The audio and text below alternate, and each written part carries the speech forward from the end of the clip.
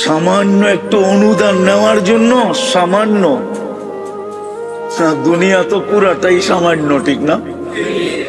আমার কথা না, আল্লাহর কথা।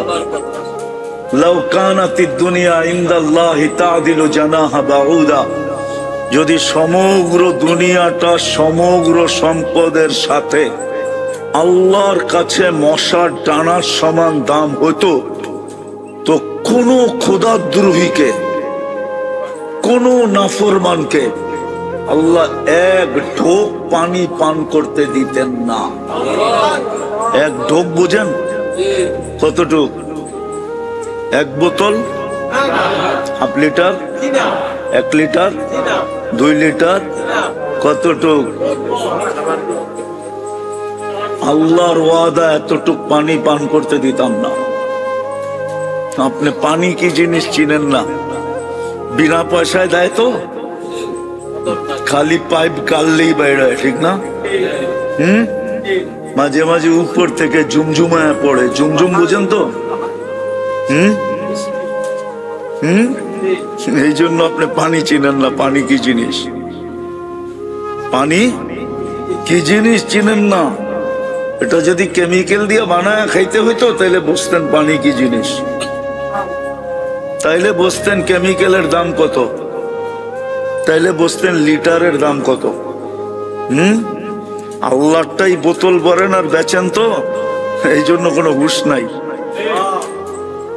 কেমিক্যাল দিয়ে বানায় খাইতে হইলে বোঝা যেত, হ্যাঁ কেমিক্যাল দিয়ে পানি বানানো যায়, হাইড্রোজেন অক্সিজেন মিলাইলে পানি হয়, কিন্তু হবে, কিন্তু আরেকটা কেমিক্যাল পাবেন না এই দুনিয়াতে খুঁজা। ওটা শুধু আল্লাহর কাছে আছে, আর কারো কাছে নাই। ওটা হলো এটার ভিতরে জীবন ঢুকানো আছে, জীবন। লিনুহিয়া বিহি বালদাতাম মাইতা, জীবন ঢুকানো আছে, ওই কেমিক্যাল কারো কাছে নাই। হাইড্রোজেন আছে, অক্সিজেন আছে, মিলাইলে পানি হবে, কিন্তু এটার ভিতরে জীবন নাই। জীবনটা আল্লাহ কুদরত দিয়া বড়া দেয়, কুদরত দিয়া। এই জন্য আল্লাহ বলছেন এক ঘোট পানি তোমাকে দিতাম না, এক ঢোক পানি, এক ঢোক পানি তোমাকে দিতাম না। তুমি আমার দ্রোহী হবে, আল্লাহকে মানবে না। রাগ হয়ে যাবে যুবকরা। যুবকদের চলার স্টাইল দেখেন, কি চলার স্টাইল এক এক রকম না? যৌবনের বাবুই তো ভিন্ন, ঠিক না? ভিন্ন না? কে দিছে এই যৌবন? কে? আল্লাহর যৌবন নিয়ে আল্লাহর লগে বাপ। আল্লাহর যৌবন নিয়ে আল্লাহর লগেই বাপ দেখায়, ঠিক না? না দেখায় না? প্রমাণ দিমু, নইলে আল্লাহ ডাকলো তো আসলো না, তো বাপ দেখাইছে না? এটার নাম বাপ না? আমি আরেক শব্দ বলি, এটার নাম অহংকার না? অহংকার না? অহংকার কোনটাকে বলে? আপনার ডাকলেন, মুরব্বী ডাকলো, পাত্তাই দিল না, এটার নামই তো অহংকার। হ্যাঁ, যুবক তো পাত্তাই দেন, আল্লাহ ডাকে। কে ডাকে? আল্লাহ। কে? কে আল্লাহ? এটা বুঝাইতে বুঝাইতেই তো আমার জীবন চলে গেল। জানি না কোন দিন দুনিয়ার থেকে চলে যাই। আজ পর্যন্ত তো জাতিকে বুঝাইতে পারলাম না যে মাঝে মাঝে 99 নামের অর্থ দেখেন মনোযোগ দিয়া, তাইলে বুঝবেন আল্লাহ কে, তাইলে বুঝবেন আপনি কার বান্দা, তাইলে বুঝবেন আপনার মালিক কে। মা কর্মচারী তো মালিকের বলে কোদে, ঠিক না? মালিকের বলে কোদে না? কোদা বোঝেন? শক্তি দেখায় কার বলে? কার বলে? মালিকের বলে, ঠিক না? সত্য তো? হ্যাঁ, আপনিও তো বল দেখাইতে পারতেন যদি আল্লাহ চিনতেন। আল্লাহ তো চিনি না। যে আপনার মালিক কে, আপনার মালিক কে, আমার মালিক কে চিনি তো না। কেননা কথা বুঝা বা দিলে গাথা বা আমল করা এটা নির্ভর করবে আমার মনোযোগের উপরে। যত বেশি মনোযোগী হব তত বেশি কথাগুলো বুঝে আসবে, দিলে গাঁথবে, আমল করার সুযোগ হবে। দ্বিতীয় আরেকটা অনুরোধ হলো, পরিবেশটা বিলকুল নির্জুম হইতে হবে। হুকুম কিন্তু আমার না, স্বয়ং আল্লাহ। আনসিতু, এটা কোরআনের শব্দ। ইদা কুরিয়াল কোরআন ফাস্তামিউ ওয়া আনসিতু, বিলকুল পরিবেশটা নির্জুম হইতে হবে, কোনো আওয়াজ যেন না হয়। আজকে দিন সম্বন্ধে আমরা যতটুকু জানি, অতীতের মানুষ এতটুকু জানতো না। কেননা অতীতে মিডিয়া ছিল না, এরকম ইলেকট্রনিক প্রচার প্রসার ছিল না, এত কিতাবাদিও ছিল না, এত ওয়াজ নসিহত ছিল না। কিন্তু এই কথা সত্য, অতীতে যতটুক মানুষের জীবনে আমল ছিল, মান্যতা ছিল, গণ্যতা ছিল, বর্তমানে এতটুক মানুষের জীবনে নাই। এতটুকু মানুষের জীবনে সত্য তো? যতটুক জানি তার তুলনায় আমল অনেক কম। যতটুকু শুনি এর তুলনায়ও আমল অনেক কম। কারণ কি? কারণ এটাই, আগে মানুষ যতটুক শুনতো শোনার মতো শুনতো। এই জন্য ওনাদের ভিতরে আমলের মাত্রা খুব বেশি ছিল, মান্যতা ছিল, গণ্যতা ছিল। কোরআনী মজলিস ওরকমই হইতো যেরকম হওয়ার দরকার ছিল। আজকে সবকিছু আছে বটে, অনেক, কিন্তু ওই রং নাই যেই রং অতীতে ছিল। রাগ হয়ে যান না, আমরা মুসলমান, কিন্তু ইসলামের রং আমাদের ভিতরে খুব কম। আমরা বলি আমরা উম্মতে মুহাম্মাদি, খুব বলি, খুব দাবি করি, রসুলের শাফাত খুব চাই, কিন্তু আল্লাহর রসুলের আদর্শ আমাদের জীবনে নাই। ইসলামের রং নাই, রসুলের আদর্শ আমাদের জীবনে নাই। রাগ হয় না, যেই কারণেই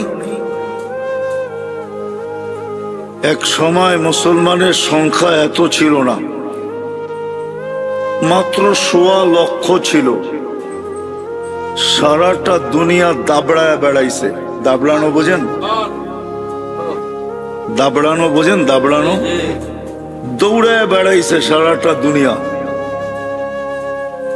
কিন্তু এখন 200 কোটি মুসলমান। কোথায় 1.25 লক্ষ, কোথায় 200 কোটি, ঠিক না? মাত্র 1.25 লক্ষ। 1,24,000 বা 25,000। অল্প কয়েক দিনে দুনিয়াতে যেই কটা মহাদেশ ছিল, ওই সময় দুনিয়ায় মহাদেশ ছিল মাত্র 4টা: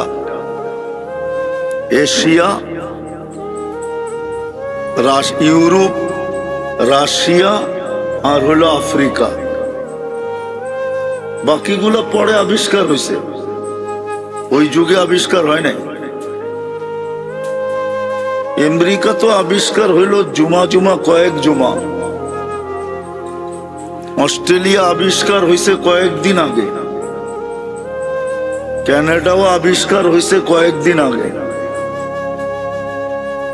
বাকি মহাদেশ ছিলই চারটা, এশিয়া, রাশিয়া, ইউরোপ, আফ্রিকা।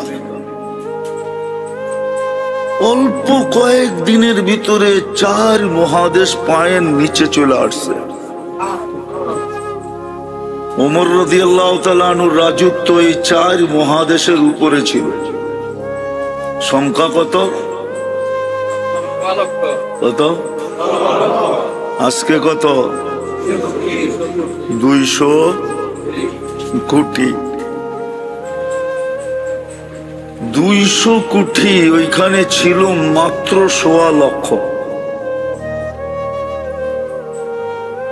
1.25 লক্ষ 4 মহাদেশ পায়ের নিচে নিয়ে আসছে।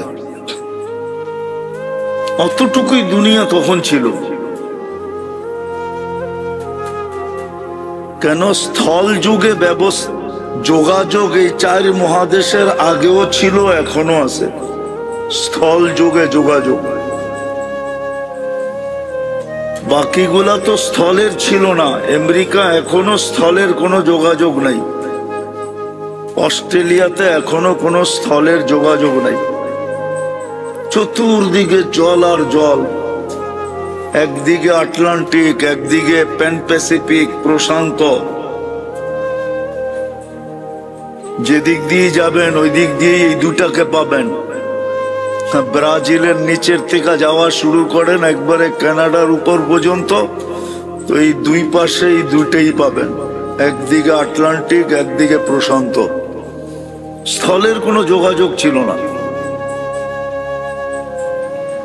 জল আর জল এটা আবিষ্কার হয়েছে পরে। এখনই তো 6 থেকে 7 ঘন্টা লাগে শুধু আটলান্টিক পাড়ি দিতে। এখনো তো 8 ঘন্টা লাগে প্লেনে পাড়ি দিতে। প্রশান্ত 7 থেকে 8 ঘন্টা লাগে পাড়ি দিতে। তো ওই যুগে মানুষ যাইতো কি করে? যায় নাই কেউ। 1.25 লক্ষ সারা দুনিয়াকে দাবড়াইলো কি করে? আজকে 200 কোটি মাথা উঁচাও করতে পারতেছে না। দাবড়াবে তো দূরের কথা, মাথা কি পারতেছেন মাথা উঁচা করতে? শুধু নিজের বাড়ির ভিতরেই মাথাটা উঁচা করতে পারে না, আর কোথাও মাথা উঁচা করতে পারে না। কারণ কি? এটাই আমি বুঝাইতে চাইতেছি আপনাদেরকে। আল্লাহ করুক আজকে বুঝে আসুক, জীবনের রোগ চেঞ্জ হোক। কেননা এখানে থাকা যাবে না, এটা থাকার জায়গা না, এটা তো স্টেশন। কি স্টেশনে কেউ কোনোদিন ঘরবাড়ি বানায় না, থাকে না। স্টেশন তো স্টেশনই। স্টেশন বোঝেন? স্টেশন। দুনিয়াটা শুধু আমাদের স্টেশন। যাত্রা আমাদের সামনের দিকে, আমরা কিন্তু সবাই যাত্রী। ভুলা গেলে চলবে না, আমরা সবাই কিন্তু আখেরাতের যাত্রী। শুধু কবরের যাত্রী না, যে কবরই শেষ না, তাইলে তো ওই কথাও সত্য যে চিতাতেই সব শেষ। আমরা আখেরাতের যাত্রী, আর যাত্রা আমাদের চলমান। আমরা থামি কিন্তু যাত্রা থামে না। আমি থামি, আমি উদাসীন হই, আমি ঘুমাই, আমি বিমুখ হই, কিন্তু যাত্রা 1 সেকেন্ডের জন্য থামে না, সে চলমান। আপনাকে আমাকে গন্তব্যে পৌঁছানোর জন্য সে চলমান। যেদিন গন্তব্যে পৌঁছায় দিবে ওই দিন সে থামবে, এর আগে থামবে না। যেদিন আপনাকে আমাকে আখেরাতে পৌঁছায় দিবে, বিদায় এখানে থাকা যাবে না। কবির কথাই কিন্তু সত্য, মনীষীদের কথাই সত্য, যদিও আমরা মানতে চাই না। বিবেক নিয়ে যাবো আমি ওই দিকে আপনাদেরকে। বিবেক বুদ্ধি বেশি দিয়া ফেলছে তো আল্লাহ। সৃষ্টিকে যতটুক না দিছে পুরাটা একা আমাদেরকে এর চেয়ে কয়েক গুণ বেশি দিছে। পুরা সৃষ্টিকে যতটুকু বিবেক বুদ্ধি না দিছে এর চেয়ে বেশি আমাদেরকে দিয়া দিছে। এই জন্য ধোঁকা খাইতেছি, ধোঁকা। আমরা সবাই ধোঁকার শিকার। কেউ বুদ্ধির সামনে ধোঁকা, বুদ্ধিতে ধোঁকা খাইতেছে, কেউ বিবেকে ধোঁকা খাইতেছে, কেউ বিদ্যাতে ধোঁকা খাইতেছে। এক একজনে এক একটা দিয়ে আমরা ধোঁকা খাইতেছি। রাগ হয় না, আমরা কিন্তু ধোঁকার শিকার। কেননা বিবেক বুদ্ধি বিদ্যা আল্লাহ অনেক দিছে, তো সৃষ্টিটা পুরা উঠায় আমাদেরকে দিয়া দিছেন। কোন সৃষ্টিকে কিছু দেনই নাই, দিলেও ওটা সামান্য দিছেন, একটু ছোঁয়া দিছেন, ছোঁয়া ছোঁয়া দিয়া ছেড়া দিছেন, আর পুরাটা আমাদেরকে দিয়া দিছেন। আর সমস্ত উম্মতের মধ্য থেকে উম্মতে মুহাম্মদীকে সবচেয়ে বেশি দিছেন।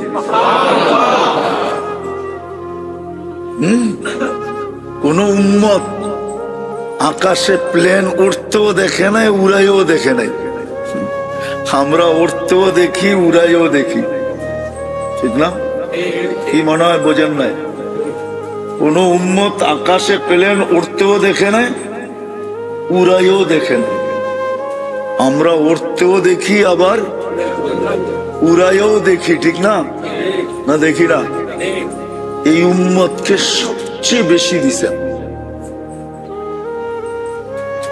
এই জন্যই আমরা ধোঁকার শিকার সবচেয়ে বেশি। অন্য উম্মত এত ধোঁকার শিকার ছিল না, আমরা যতটুকু ধোঁকার শিকার। বিবেক আলা বিবেকের ধোঁকার শিকার, বুদ্ধি আলা বুদ্ধির ধোঁকার শিকার, বিদ্যা আলা বিদ্যার ধোঁকার শিকার। আমরা সব ধোঁকার শিকার। আজকে ধোঁকার শিকার হয়ে চলতেছি। নাইলে বড় বোঝা সহজ ছিল। যেই মানুষটা নিজের হাতে কবরস্থান বলল, ও আবার বিমুখ থাকে, তো থাকে কি করে? কি কবরস্থানটা আপনাকে হাতে বড়েন নাই? না বড়ি নাই? সত্য তো। তো যে নিজের হাতে কবরস্থানটা বলল, সে আবার বিমুখ থাকে, তো থাকে কি করে? সে তো সারাদিন ভাবতো যে কবে জানি আমাকে দিয়ে আবার ভরে, আমি না জানি কবে চলে যাই, আমি না জানি কবে চলে যাই। ও তো সারাদিন এই চিন্তায় চিন্তায় চিন্তায় চিন্তায় বিমূর হয়ে যেত। ও তো সারাদিন এই চিন্তায় থাকতো। কবরস্থানটা তো আমরাই বললাম, তা আমি বিমুখ থাকি, তো থাকি কি করে? এখন তো পুরো সমাজ বিমুখ। এই যে এশারের নামাজ ছিল না, এশারের নামাজ উচিত ছিল মসজিদে জুমার চেয়ে বেশি ভিড় হওয়া। যদি বলেন কেন, তাহলে আমি দেখাইতেছি আপনাদেরকে। একটু পরেই তো ঘুমায় যাবো, 2 ঘন্টা ঘুমাই আর 3 ঘন্টা ঘুমাই, ঘুমাবো না? সকালে উঠাইলে তো উঠবো, যদি না উঠান আছে কেউ উঠায় দিবে? হ্যাঁ, কোরআনে তো প্রমাণ আছে। 309 বৎসর আল্লাহ উঠান নাই। কত? সালাসা মিয়াতু সানা ওয়াজদাদু তিসআ, সূরা কাহফে আছে। বাড়িতে যে তর্জমা পড়া দেখেন, 309 বৎসর ঘুমাইছে। আল্লাহ উঠায় নাই, কেউ উঠানোর ক্ষমতা ছিল না। এর ভিতরে দেশের পটভূমি শতবার পরিবর্তন হয়েছে, শতবার। কি 300 বছর তো বাড়ির কাছে না, ঠিক না? হ্যাঁ হ্যাঁ, 10 বছরেও যদি পটভূমি পরিবর্তন হয়, পটভূমি বোঝেন? নয় বোঝেন না, কি বুঝছেন? দুর্মিয়া না বুঝলে না কোন ব্যাঙ্গা বুঝাই। হ্যাঁ, শাসন ব্যবস্থা 10 বৎসরেও যদি পরিবর্তন হয়ে থাকে তাহলে 300 বৎসরে 30 বার চেঞ্জ হয়েছে, ঠিক না? হ্যাঁ, এই পটভূমি যখন চেঞ্জ হয় তো সব দেশেই তো একটু লাড়াচাড়া লাগে, ঠিক না? ওরা তো দেশের ভিতরেই ঘুমাইতেছিল, এই লাড়াচাড়া ওদের কান পর্যন্ত তো যায় নাই। 309 বৎসর টানা ঘুমাইছে, তারপরে আল্লাহ উঠাইছে। সকালে উঠাইলে উঠবো, নাইলে উঠবো। এশায় জুমার চেয়ে বীর হওয়ার কথা ছিল, যে যদি সকালে না উঠাইলো তাইলে যেন আল্লাহ বলতে পারে, আমিও বলতে পারি। যদি জিজ্ঞাসা করে কই থেকে আসলি, বলবে আল্লাহর লগে কথা বইলেই তো আসলাম, এর সাথে পয়ড়া বাড়িতে আসছিলাম, আল্লাহর সাথে তো কথা বইলা আসলাম। আর আল্লাহ বলতো বান্দা তো আমার সাথে কথা বইলেই আসছে, দূরে রাখবে তো রাখবে কি করে, রাখো আমার কাছেই রাখো, কেন কথা বইলা আসছে। কথা যদি বইলা আসে তাহলে তার আপ্যায়ন অন্যরকম হয়, ঠিক না? আর যদি কথা বলা ছাড়া হুট করে ওঠে তাহলে আপ্যায়ন কি এরকম না? আপনাদের এখানে এরকম না মনে হয়, ঠিক না? কথা বইলা যদি আসে, ফোন টোন কইরা আপনার থেকে সময় নিয়ে যদি আসে, আপ্যায়ন একরকম, ঠিক না? আর যদি হুট করে এসা ওঠে, হুট বুঝেন তো, হঠাৎ যদি এসা ওঠে তার আপ্যায়ন আরেক রকম, ঠিক না? এসায় তো জুমার মতো বীর হওয়ার কথা ছিল, কিন্তু আজকে তো প্রোগ্রাম দেখা কয়েকজন মুসল্লি দেখা গেছে। আমার মনে হয় প্রোগ্রাম না থাকলে এই মসজিদ জুমায় ভরে না, আরে এসায় ভরে না, ভরে? হ্যাঁ, ফজরে তো একবারই ভরে না, 2 কাতার হয়, হয়তো 2 কাতার হয়। আচ্ছা মাইনা নিলাম 3 কাতার হয়, ভরে তো না। কিন্তু ফজরে তো আরো বেশি, জুমার চেয়ে বেশি হওয়ার কথা ছিল, জুমার ডাবল হওয়ার কথা ছিল। বলবেন কেন? কেননা ফজরে তো জান্নাত জাহান্নাম থেকে মুক্তির সার্টিফিকেট আমার হাতে দিবে। কেননা ফজরের নামাজ পড়ার শেষ যেই ব্যক্তি এই দোয়া 7 বার পড়লো, আল্লাহুম্মা আজিরনি মিনান নার, কয়বার? আল্লাহুম্মা কয়বার পড়বে? পড়তে দেরি, সূর্য ডুবার 1 সেকেন্ড আগেও যদি মারা যায় তো জাহান্নাম থেকে মুক্ত।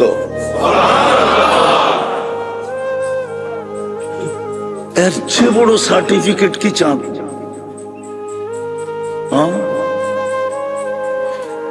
এর চেয়ে বড় সার্টিফিকেট কি চান? রাগ হয়ে যান না, নারায়ণগঞ্জের মানুষ।